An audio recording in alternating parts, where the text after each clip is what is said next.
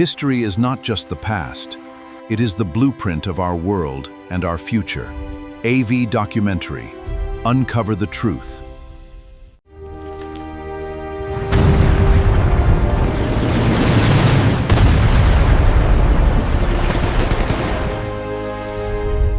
What if I told you that a single conflict was so massive, it actually wiped out more than 70 million people?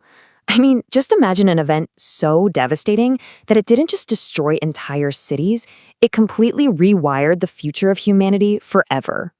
70 million. It's an almost unfathomable number, isn't it? But here's what's truly terrifying about a scale of destruction like this. It didn't just happen overnight out of nowhere. It all started with a series of very deliberate decisions, political missteps, and human ambitions that the rest of the world tragically and catastrophically underestimated. Welcome to This Explainer. Today, we're diving deep into the complete, unbelievable story of World War II. We're going to trace the exact events that sparked it, the brutal battles that decided its outcome, and those heavy lessons that honestly still dictate the way our world operates right now. This isn't just some textbook breakdown of armies and weapons. It is a deeply human story about choices, immense fear, and the ultimate fight for survival. So, here's our roadmap for today. We'll cover the seeds of conflict, those shocking early victories, how the war went global, the turning tides and tragedy, the final devastating blows, and ultimately, the legacy of the war. Basically, we're tracing a massive chronological domino effect, from the desolate aftermath of World War I all the way to the atomic bomb. All right, let's jump straight into part one, the seeds of conflict, looking at the world after WWI and the rise of Hitler.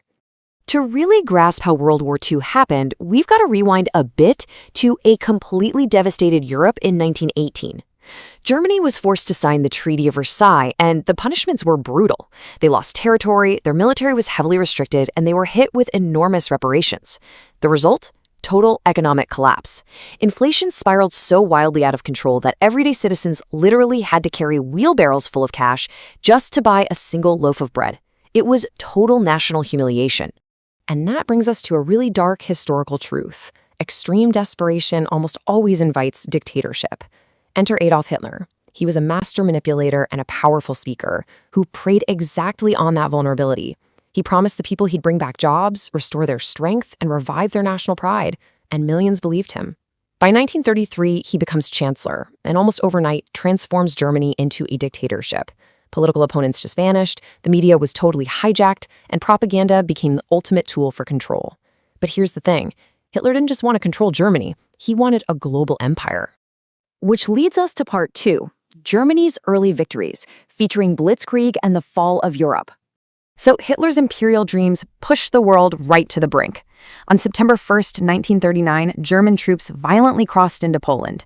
And they used this terrifying new strategy called Blitzkrieg, which literally translates to lightning war.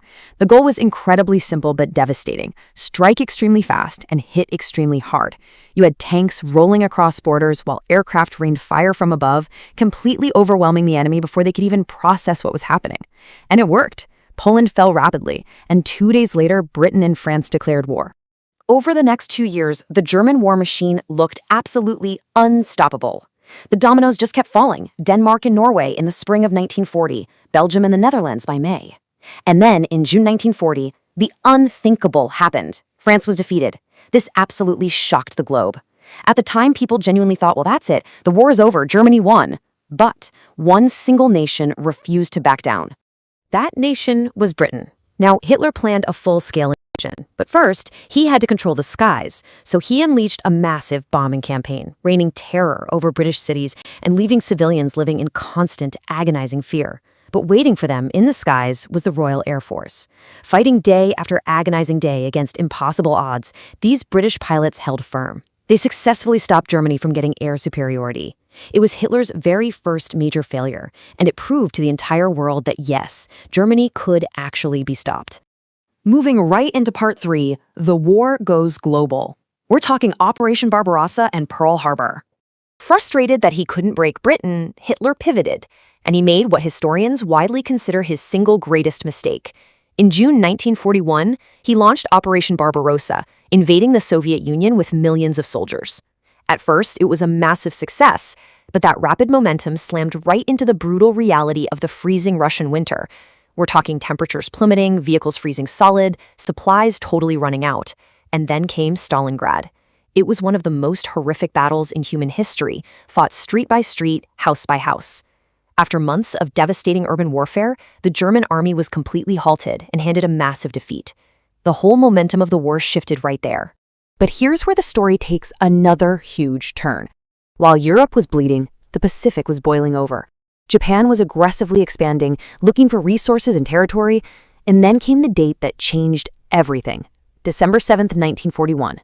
In a total surprise attack, Japanese aircraft devastated the U.S. naval base at Pearl Harbor. Battleships were destroyed, thousands of lives were lost, and the very next day, the United States was pulled into the fight. The world's largest industrial power was now fully involved, making this a truly global conflict.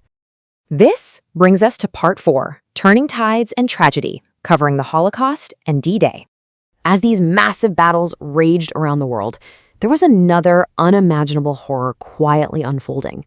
While military campaigns were dominating the front pages, the Nazi regime was conducting the Holocaust. This was the systematic, state-sponsored persecution and murder of millions of Jews, alongside other targeted groups. Families were violently torn apart, vibrant communities were entirely erased, and whole generations were lost. It is a stark, incredibly solemn reminder of the devastating human cost of unchecked hatred. It truly stands as one of humanity's darkest chapters. Pivoting back to the military front, by 1944, the Allies were finally ready to strike back in Europe. And the sheer scale of this is just mind-blowing. On June 6, which we know as D-Day, over 150,000 Allied troops stormed the beaches of Normandy.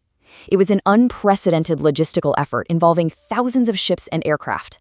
The fighting was incredibly intense, and the losses were terribly heavy. But the invasion succeeded. The massive task of actually liberating Western Europe had officially begun. Let's move to Part 5, the final devastating blows, the fall of Germany and the Pacific War. By this point, the vice was really tightening on the Axis powers. Germany was trapped between the advancing Allies from the West and the Soviet forces pushing from the East. Their resources were totally exhausted. By April 1945, Soviet troops pushed right into the ruins of Berlin. In late April, as the final battle raged above ground, Hitler died in his underground bunker. Finally, on May 8, 1945, Germany officially surrendered. Victory in Europe was secure. But the war wasn't over yet. Halfway across the world, Japan absolutely refused to surrender, even with severe losses. So the United States adopted this grueling strategy known as island hopping. The goal was to target very strategic islands, secure key resources, and inch closer and closer to mainland Japan. But every single island they took was incredibly costly in terms of human life. Military planners were terrified that a direct invasion of mainland Japan would result in millions more casualties. And that exact fear led to a decision that changed warfare forever. The United States had secretly developed a weapon unlike anything the world had ever seen. On August 6, 1945, an atomic bomb was dropped on the city of Hiroshima. Just 3 days later, a second bomb was dropped on Nagasaki. The destruction was absolute. It instantly devastated entire sections of both cities. To this day, it remains one of the most debated decisions in military history, whether it was necessary to end the war quickly or if it was a step too far. But factually, the sheer unprecedented devastation forced an end to the conflict.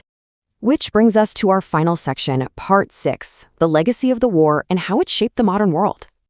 On August 15, 1945, Japan announced its surrender. After 6 agonizing years, the deadliest war in history was finally over.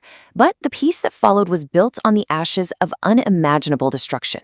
It totally transformed the globe. The United Nations was created specifically to try and prevent a disaster like this from ever happening again. The global power dynamic completely shifted, with new superpowers emerging, which, of course, sparked the beginning of the Cold War. Plus, born out of pure military necessity, we saw rapid technological advancements that still impact our daily lives today. I want to leave you with this really powerful thought from our source material. History isn't just about the past. It's about understanding the choices that shape the future. World War II shows us in the absolute starkest terms that democracy, freedom, and peace can never, ever be taken for granted. So as we look at all the geopolitical shifts happening in our world today, I'll leave you with this. What choices are we making right now that will shape the future of humanity? Thanks for joining me for this explainer, and keep learning.